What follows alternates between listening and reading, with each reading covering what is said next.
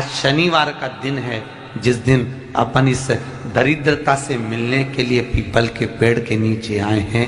हिंदू धर्म में ये दिन पीपल के वृक्ष के लिए पूजनीय होगा।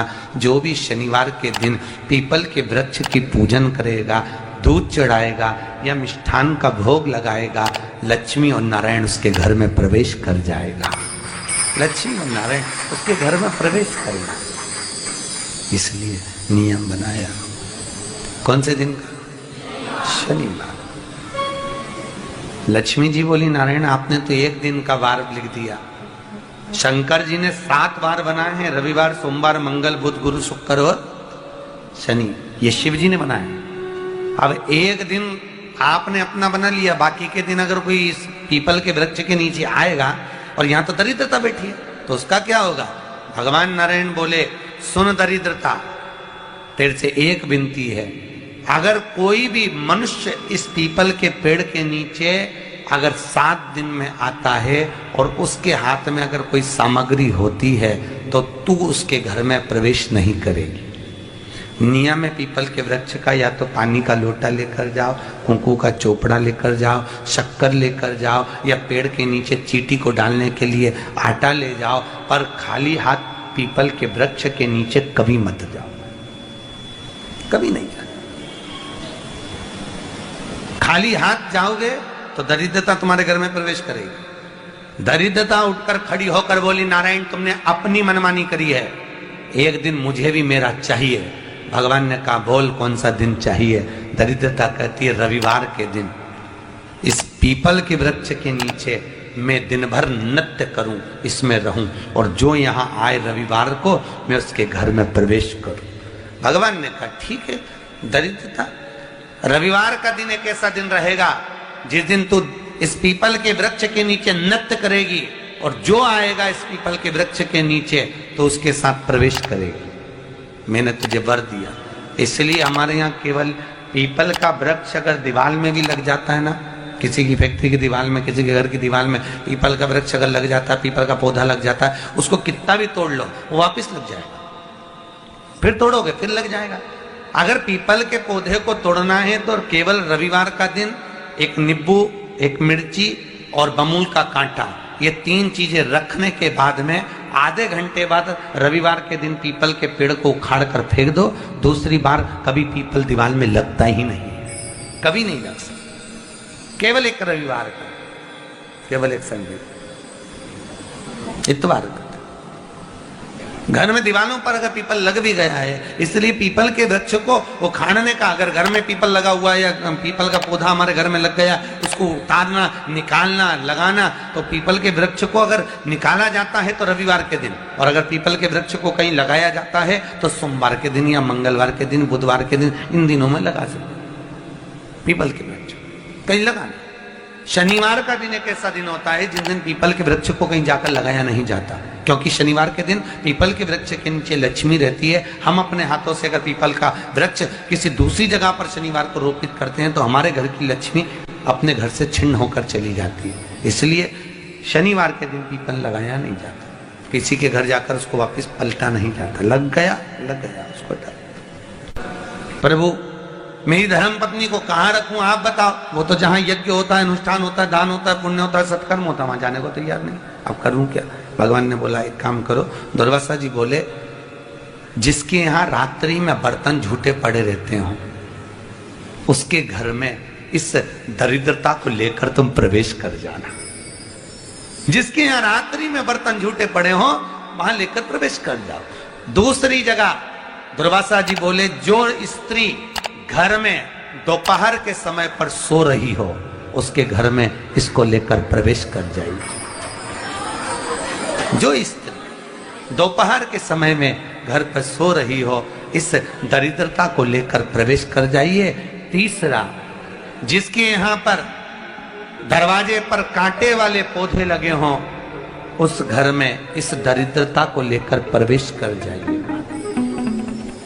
दरिद्रता, कितनी सुंदर बात कही है। दाता और विधाता, कौन कौन? दाता और विधाता। लक्ष्मी और दरिद्रता के सगे भाई हैं। कौन कौन? दाता और विधाता। दाता को फिटकरी प्रिय है, विधाता को नमक प्रिय है। ये दोनों हमेशा लक्ष्मी को और दरिद्रता को दोनों को समझाते थे, दोनों में प्रेम बढ़ाते थे। आज भी हिंदू धर्म की रीति है, यहां तो ठीक है, जिसके यहां पर भी अगर थोड़ी सी भी परेशानी होती है, थोड़ा सा क्लेश होता है, अशांति होती है, लक्ष्मी नहीं टिक रही हो, काम नहीं बन रहे हो, बहुत प्रयास करा जा रहा हो और हमारा कार्य नहीं होता, तो क्या करते हैं? फिटकरी और नमक को पानी में डाल देते हैं और घर में पोछा लगा देते हैं। आप लोगों ने आजकल फेसबुक पे भी पढ़ा होगा, व्हाट्सएप पे भी पढ़ा होगा। तो क्यों लिखा उसमें? उसका कारण ही केवल ये है कि दाता और विधाता की प्रियता उसमें।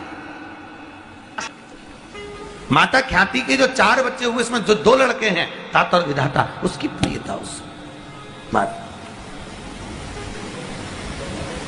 उसकी पूर्णता उसमें।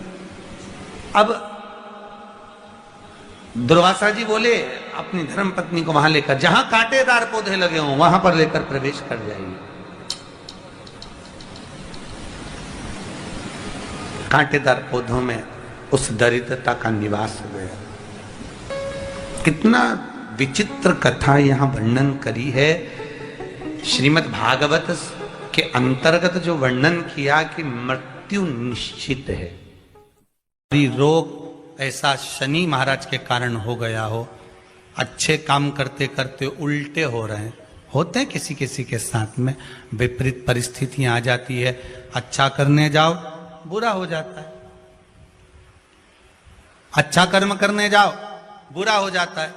तो पीपल के वृक्ष की जो छाल होती है, छाल देखिए, पीपल के वृक्ष में जो छाल लगी होती है, उस छाल को घिसकर चंदन बनाकर भगवान शंकर का स्नान कराकर, अभिषेक कराकर, पूजन कराकर, पूजन कराने के बाद में पिपलेश्वर महादेव का नाम लेकर, कौन से महादेव?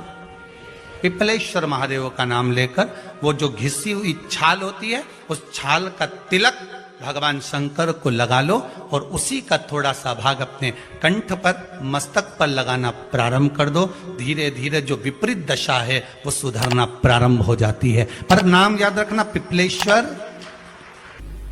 काशी में जो शिव जी की स्थापना कौन ने करी? काशी में जो शंकर भगवान बैठे उनकी स्थापना करी थी शनि महाराज ने। किसने करी थी? शनि महाराज ने। क्योंकि भगवान शनि महाराज को उनकी माता के द्वारा श्रापित हो गए और शनि महाराज कांपने लगे। शनि महाराज कांपते कांपते, मैं जाऊं तो जाऊं कहां, करूं तो करूं क्या? महाराज शनि महाराज दौड़े और दौड़कर भगवान भोलेनाथ के पास पहुंचे। हे शंकर, त्रिकालदर्शी, कैलाशी, अविनाशी, कृपा करिए बाबा भोलेनाथ, कृपा करो। क्योंकि दुनिया में 33 करोड़ देवी देवता हैं जिनको शनि लग सकता है, केवल एक, किसको छोड़कर? शिव को छोड़कर। राम जी को शनि लगा तो 14 वर्ष वनवास चले गए। कृष्ण को शनि लगा तो मथुरा छोड़कर द्वारका चले गए। शनि लगा।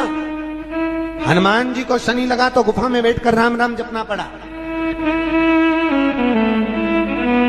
शनि सबको लगता है, केवल शनि नहीं लगता तो एक मेरे महादेव को, मेरे भोले बाबा को नहीं लगता। शंकर के पास में शनि आ गए। शनि ने आकर कहा, भोलेनाथ कृपा करिए बाबा, मैं बड़ा कष्ट में हूं, मैं करूं क्या? बाबा भोलेनाथ ने कहा, जा गंगा जी के तट पर काशी में जाकर एक शिवलिंग की स्थापना कर, उसकी आराधना कर और तेरा शरीर ठीक हो जाएगा, कष्ट नहीं भोगेगा।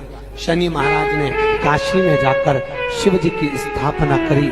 आज भी नियम है, जिसको शनि लग जाता है, एक काजल की डिब्बी ले लो और काजल की डिब्बी को 21 बार उतार कर उसको एकांत में जाकर, जंगल आदि में एकांत में किसी पेड़ के नीचे इतना सा खड्डा खोद कर उसमें काजल की डिब्बी को डाल दो और मिट्टी से पूर दो, उस व्यक्ति का शनि समाप्त हो जाता है। काशी विश्वनाथ का नाम लेकर काजल की डिब्बी को 21 बार उतार कर अगर काशी विश्वनाथ का नाम लेकर शनि वाले व्यक्ति को अगर पेड़ के नीचे दबा दे, शनि समाप्त, शनि उसको परेशान नहीं कर सकता। काशी कितनी मूलता उस क्रम को देखिए। भगवान भगवान शंकर पर विश्वास रखकर एक एक पल, एक एक घड़ी, एक एक समय, एक एक नक्षत्र का शिव महापुराण में वर्णन है। यहां तक शास्त्र कहता है कि पीपल के वृक्ष की जब भगवान शिव रचना करे, पीपल के वृक्ष की जब रचना करी गई तो उस पीपल के वृक्ष में भी कौन सा समय किसका है ये शिव महापुराण वर्णन करती है। सुबह 4 बजे से लेकर 7:30 बजे तक पीपल के वृक्ष में ब्रह्मा जी का वासा होता है। 7:30 बजे से लेकर 10:30 पौने 11 बजे तक पीपल के वृक्ष में भगवान विष्णु का वासा होता है। 10:30 बजे से लेकर पीपल के वृक्ष में 11:30 बजे तक पितरों का वासा होता है। 11:30 बजे से लेकर 12:30 बजे तक पीपल के वृक्ष में आहूतों का वासा होता है। 12:30 बजे से लेकर शाम को 4 बजे तक पीपल के वृक्ष में वासुकों का वासा होता है। 4 बजे से लेकर शाम को 7:30 बजे तक पीपल के वृक्ष में शंकर का वासा होता है। 7:30 बजे से लेकर 9:30 बजे तक पीपल के वृक्ष में कुबेर का वासा होता है। 9:30 बजे से लेकर फिर कुबेर के वृक्ष में अन्य देवों का वासा चालू हो जाता है। इसलिए हमारा हिंदू धर्म कहता है, हमारे शास्त्र कहते हैं कि पीपल के वृक्ष को जब पूजा जाता है, पीपल के वृक्ष की जब पूजन करी जाती है तो सुबह 10:30, 11, ज्यादा से ज्यादा 11:30, ज्यादा से ज्यादा 12, उसके पहले पीपल के वृक्ष की पूजन कर लेना चाहिए। रात को कुबेर का वासा होता है, इसलिए पीपल के वृक्ष में दीपावली के दिन रात्रि को 8:30 बजे से लेकर 9:30 बजे के बीच में जो पीपल के वृक्ष के नीचे घी का दिया लगाता है उसके घर में कभी संपदा की कमी नहीं आती है, क्योंकि कुबेर स्वयं विराजमान होता है पीपल के वृक्ष के नीचे।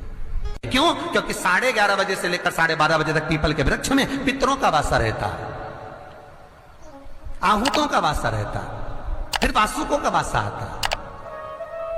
पितृ किसको कहते हैं?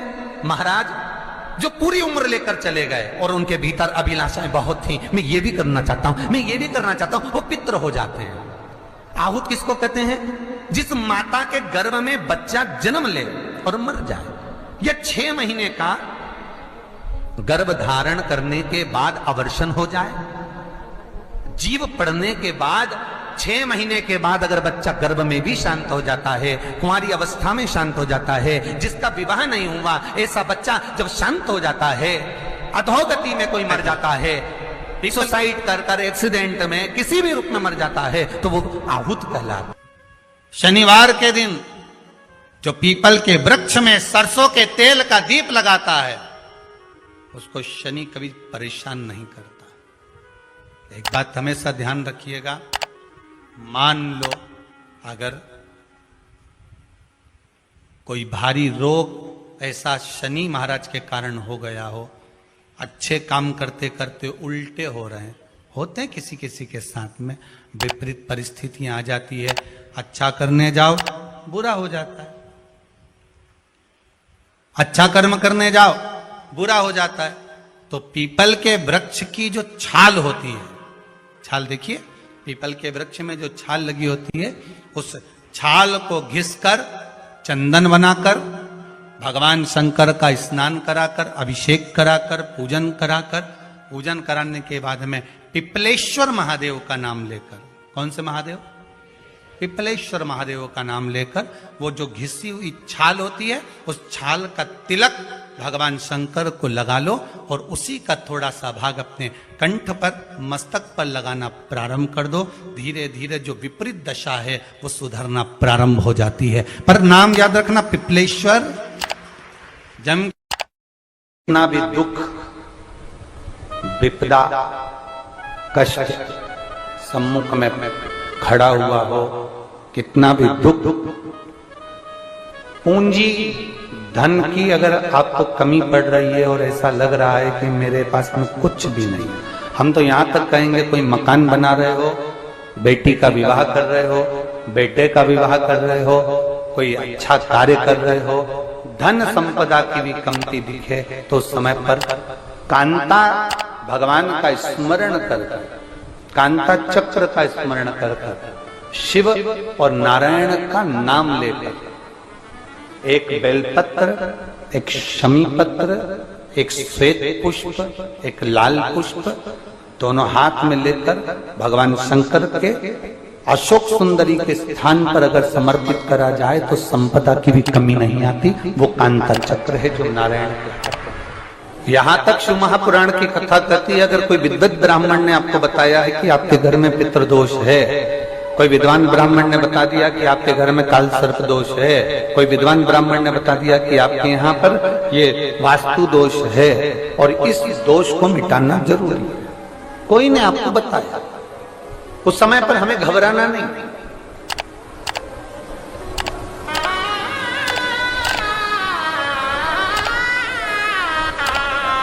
उस समय में घबराने का क्रम नहीं है।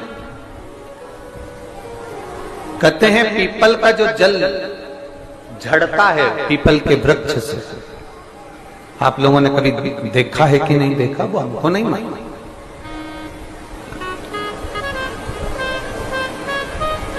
कितना भी अगर कोई वास्तु दोष बता दिया, पितृ दोष बता दिया, काल सर्प दोष बता दिया, कितना भी अगर कोई दोष बता दे, तो पीपल का जो जल वृक्ष में से झड़ता है, कभी कभी आप उसके नीचे हाथ रखकर देखना, थाली रखकर देखना, उसमें पत्थर पर देखना, तो वहां पर भी पानी के निशान आपको मिलेंगे, बूंद के निशान मिलेंगे।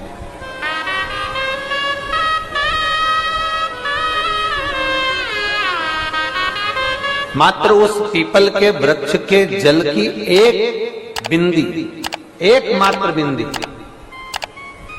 शंकर भगवान का जो शिवलिंग है जलाधारी है, चरण है, गणेश कार्तिकेय का स्थान है, अशोक सुंदरी का